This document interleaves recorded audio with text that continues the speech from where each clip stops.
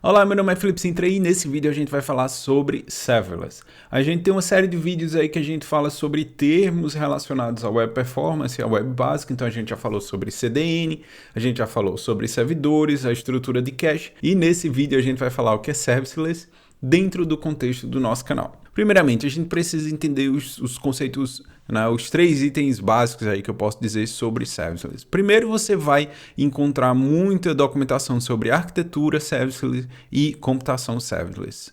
Então, essas duas palavras, elas são praticamente idênticas, né? Tem pequenas diferenças aí que alguns especialistas vão utilizar, mas basicamente o que é que a gente tem dentro desse contexto. Então, neste caso, né, diferente de uma estrutura tradicional, ou de hospedagem, ou de cloud, né, que você paga por uma máquina específica e você usa aquele recurso com uma configuração de memória, processador. Então, neste caso, o serverless ele não está atrelado a uma estrutura física, e sim ele fica atrelado a uma execução, ou de uma função, ou de uma query, mas neste caso a gente só paga quando a aplicação é executada. E também a gente não tem um servidor dedicado, né? A gente pode ter uma estrutura de computação de borda, né? Ou edge computing, que pode ser processada em qualquer lugar, né? Dependendo aí de que tecnologia você usa. E por fim, a gente pode agendar ou também a gente pode responder requisições. Então não é somente tipo responder uma requisição, mas a gente pode agendar uma tarefa. Por exemplo, eu posso agendar uma query ou eu posso agendar uma execução do script que vai ler uma certa informação, ou também eu posso agendar uma atualização de uma API.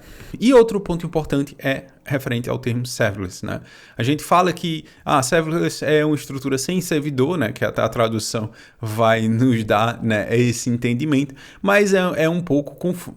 Mas é um pouco enganoso aí, porque no final da história a gente precisa sempre de um servidor para estar executando essas funcionalidades em um back-end. A diferença é que a gente não tem uma máquina dedicada, né? Tudo isso é abstraído dentro da estrutura serverless. E para a gente entender um pouco, né, quais são as vantagens, né, qual o custo-benefício da gente ter uma estrutura serverless. Então a gente tem uma divisão daqui, né, dessa linha aqui mostrando a estrutura serverless, né, pelo custo e a infra. Eu tenho uma variação constante porque eu pago pelo uso.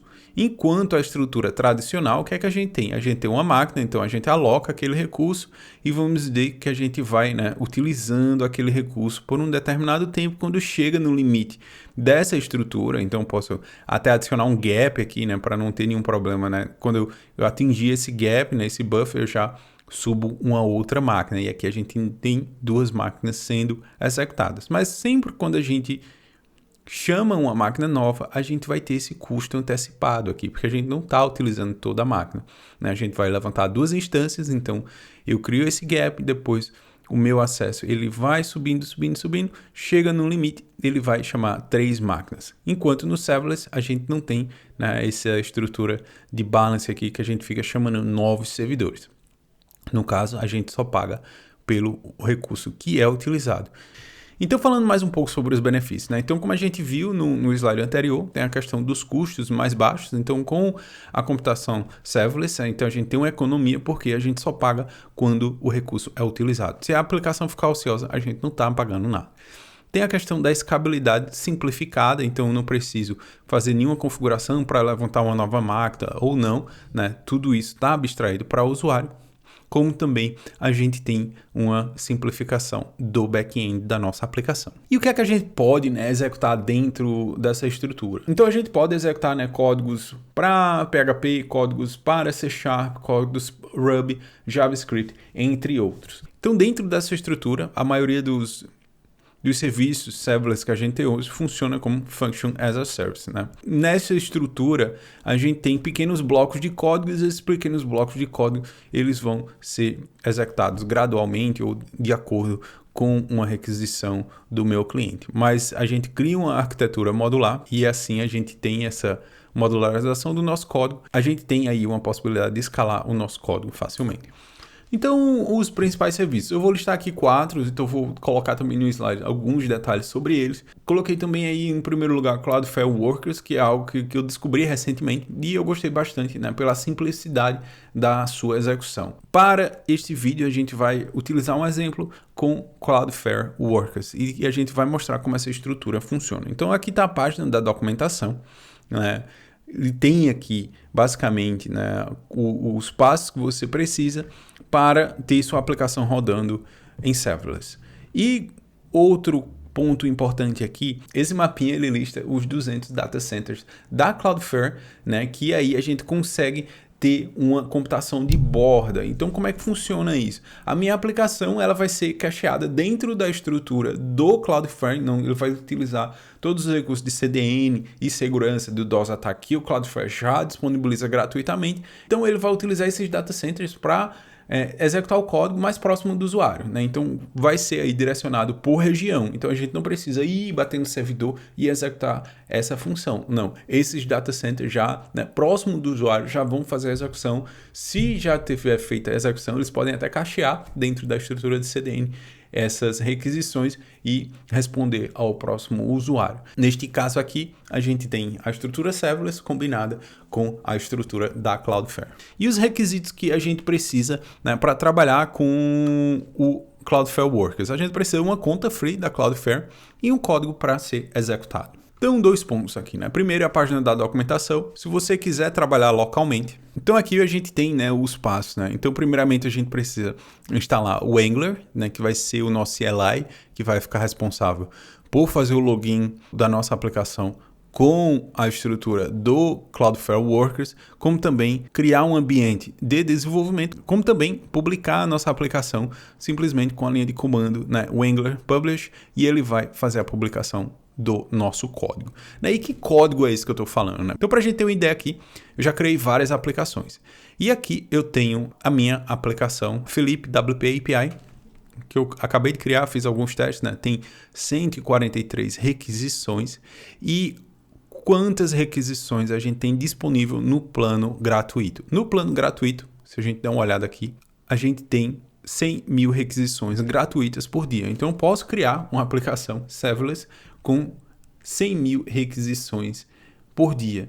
E se eu quiser aumentar esse valor, então nesse caso o que vai acontecer, eu vou ter que pagar a conta Pro. Então na conta Pro, né, ele vai dar pra gente aí 10 milhões de requisições por mês por $5. E além disso, a gente vai ter outros recursos. No caso, por exemplo, da conta free, eu posso ter 30 workers, né? Então, dentro da minha estrutura aqui, eu posso criar 30 projetinhos desses que eles vão funcionar normalmente. E eles vão compartilhar o budget de 100 mil requisições, ok?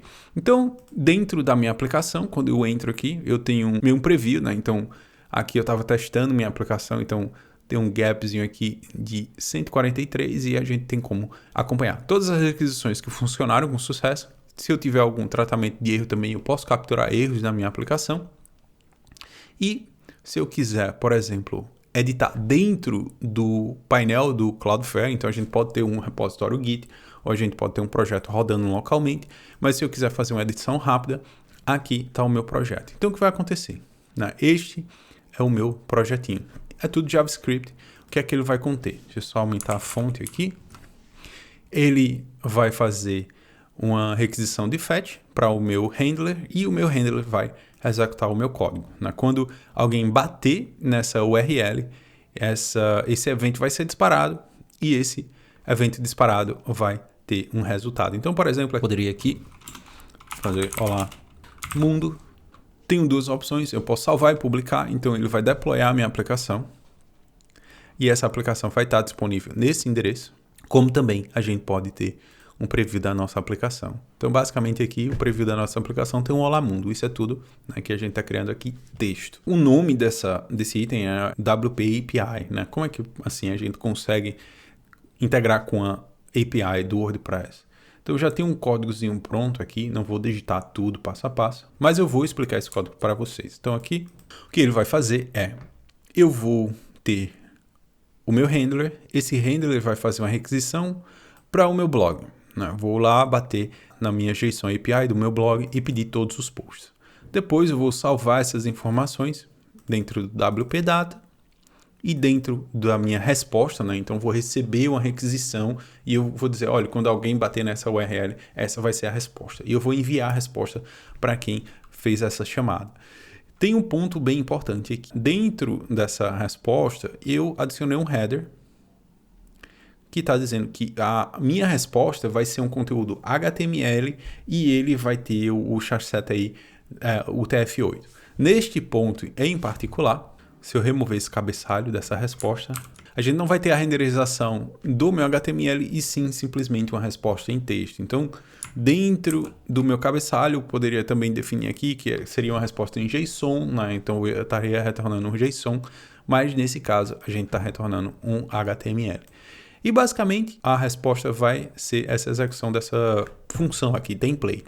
E a função template vai pegar os dados, eu vou pegar os post lists, foi uma aplicação bem simples aqui, né? Criei uma string para ela, vou dentro dos meus dados, vou cada item do meu JSON, né? Dos meus dados que eu retornei aqui, vou pegar o título e o título renderizado e incluir nesse post list e depois eu faço a impressão desse conteúdo.